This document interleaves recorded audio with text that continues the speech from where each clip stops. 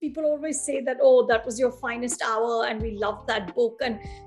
But the truth is, I didn't have much to do with how incredible that story was. I just told it. It was already incredible. Hi everyone, welcome to Chalchitra Talks. मेरा नाम वाणी है and this is another one of our guest episodes. In this episode, I had the opportunity to sit down with Anupama Chopra, who is the founder of Film Companion. She's also a writer, journalist, critic, and very recently she published her book A Place in My Heart, which is something that I would recommend to anyone and everyone who loves cinema. But without wasting further time, let's just jump right into the conversation where we discussed her book, her reading journey, and so on.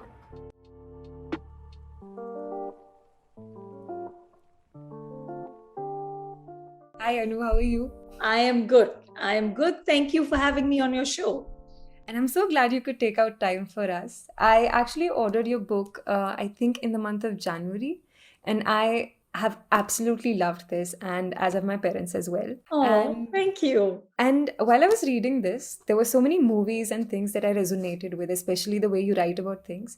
And as you say, these are the things and people who spark joy in your life. And that was something that really resonates with what we do at Chalchitra also, because we talk about things that we're very passionate about.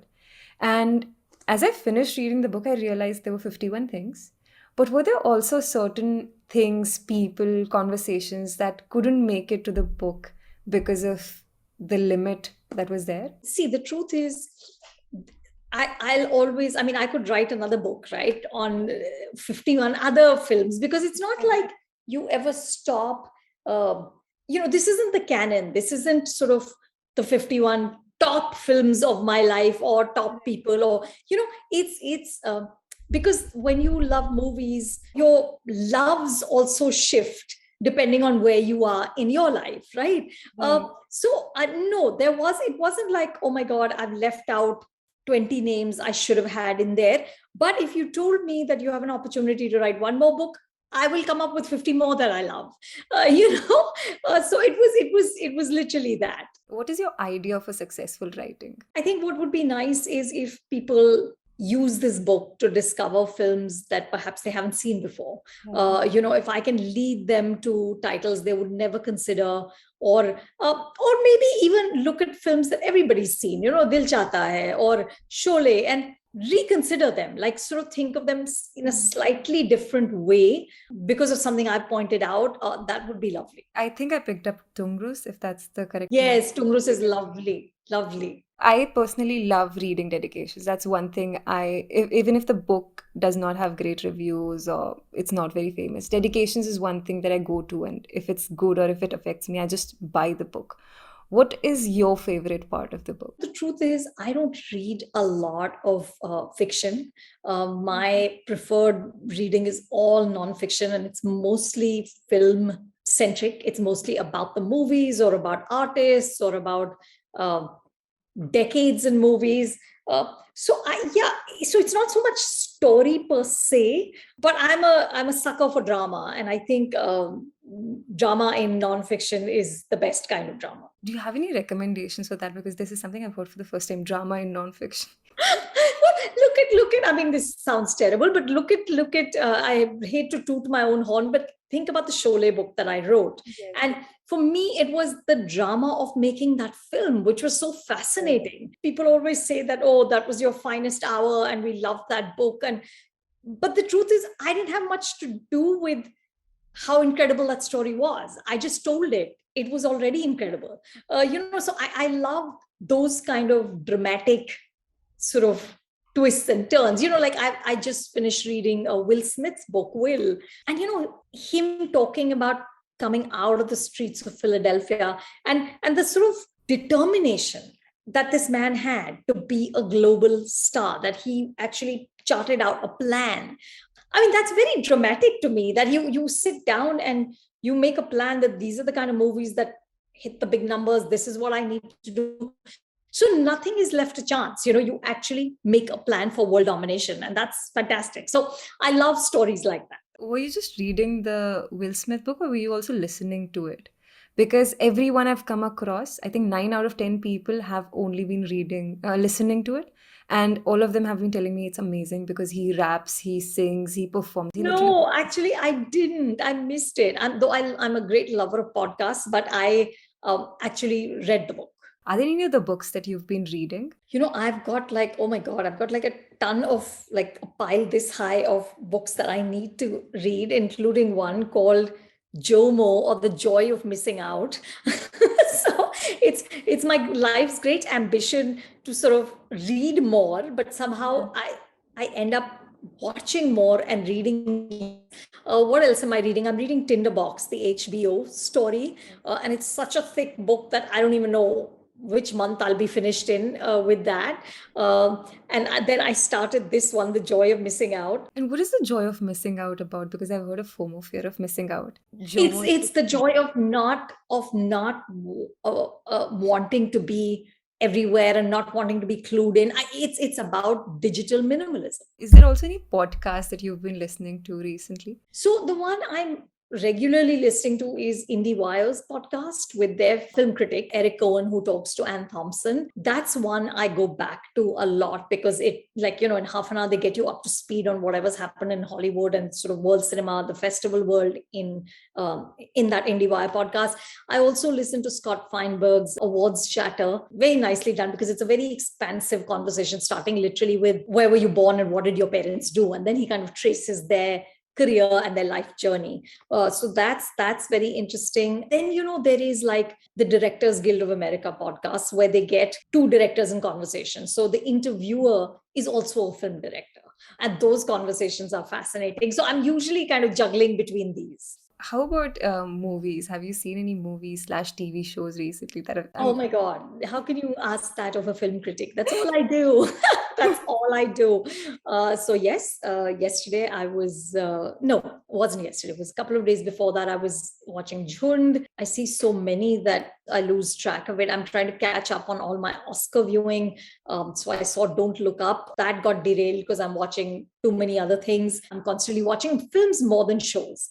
Shows are a big investment, and I don't always make that investment unless I hear from somebody that it's really good. In the book, you also talk about a lot of people from the film industry. And I think I saw them for the first time in that light, and that was so inspirational. You talk about Diljit's candor and authenticity, and you talk about all the values that they have. What are the values that are most important for you as an individual? I have no ability to lie, like none whatsoever. Which is why it's very awkward for me to go into preview shows and then because I just can't. I cannot walk out and say something that's not true. I just find lying and any sort of pretense is so exhausting. And I would just prefer if everybody was just honest, even though it might be hurtful in the moment, but still preferable to be honest. And the other thing that I really value is just grace. I think we all need to have more grace in the way we deal with each other. You said that you cannot lie, and that's a very great thing for being a critic. But does that also seep in your friendships and other aspects of your life? Absolutely. I there's no other way to be for me. So Correct. it is what I feel is what I say, and though I'm not confrontational, I'm not purposefully hurtful in any way. I'm very sort of calm and easygoing. I'm not somebody who gets angry at all. So none of those things. But yeah, I think truth is too important. And how do you make people comfortable? And if something like that comes up in an interview where you disagree with someone, how do you put it across without really hurting them? Because this is something I'd really want to learn. I think you just listen. And eventually, I think what's important is to remember that finally the other person is your guest. You invited them for a conversation. So in my head, you can't invite people to berate them, to make them feel small or to diminish what they say or to make yourself look good. So I think it's important to just listen and react with as much sort of grace as you possibly can. I mean, I remember, I did an interview with Sandeep Banga a couple of years ago, and people got very upset with that interview, and they got very upset with what he said. And I can see that point of view. And, people came up to me and said, but why didn't you just shut him down? And why didn't you, that's not who I am. I'm not here to tell you that your whole, that you're completely wrong and I'm completely right. I'm here to listen. And I want to know what his thought process was when he made that film, when he created that character. So I'm genuinely curious about that. And I'm not here to necessarily judge you or kind of scold.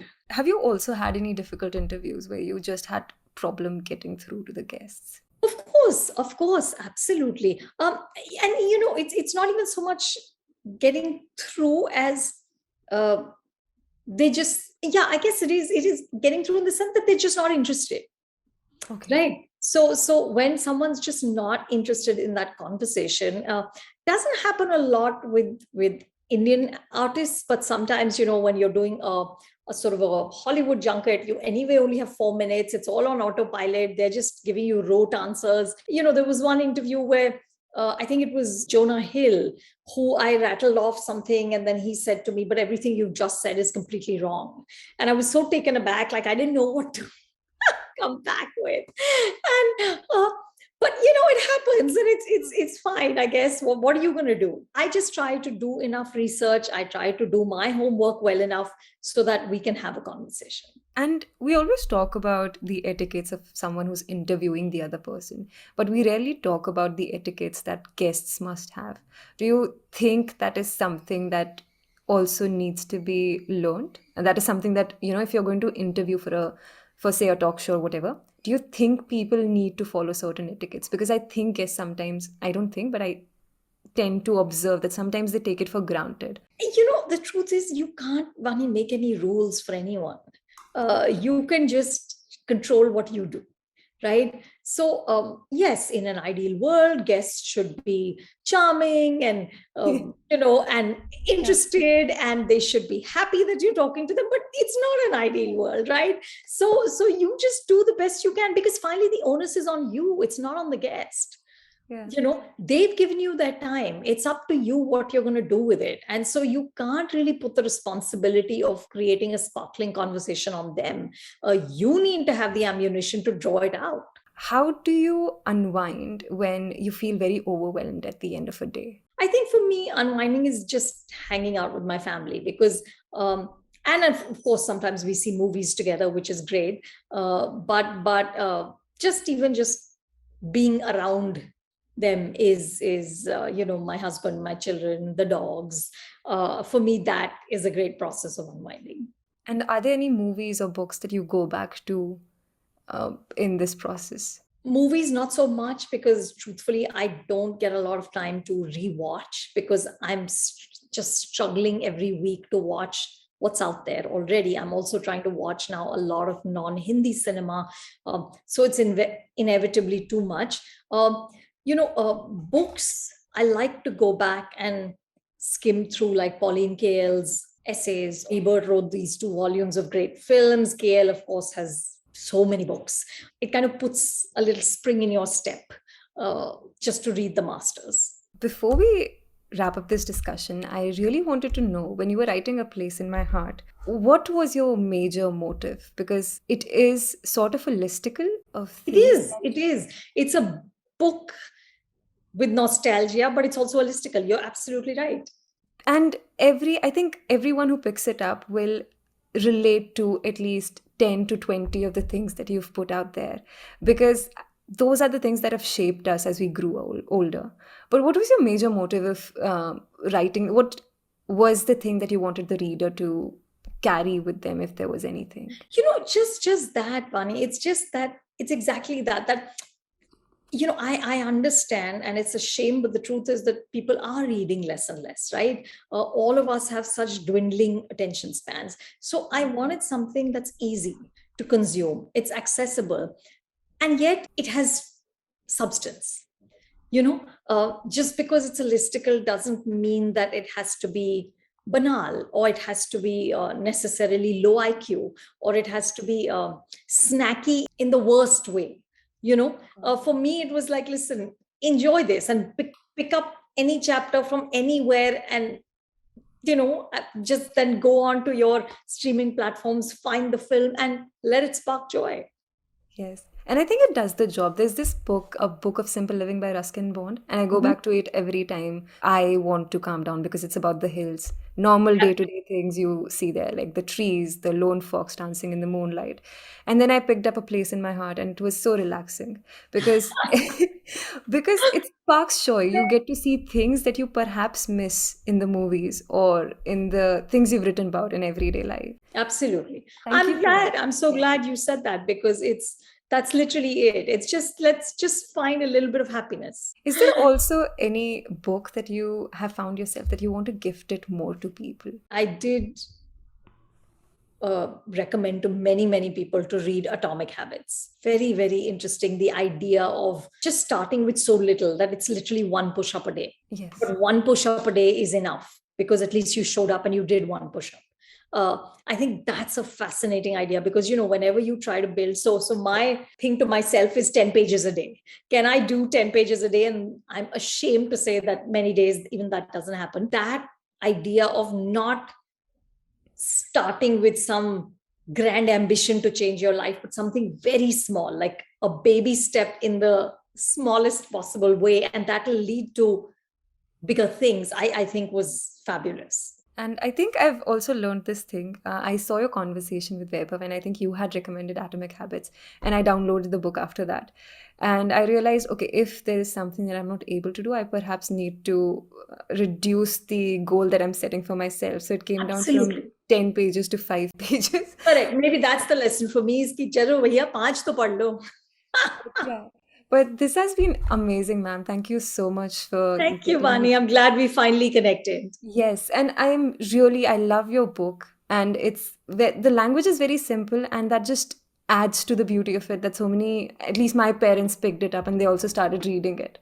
But yeah, thank you so much for writing this. Thank you. Take care.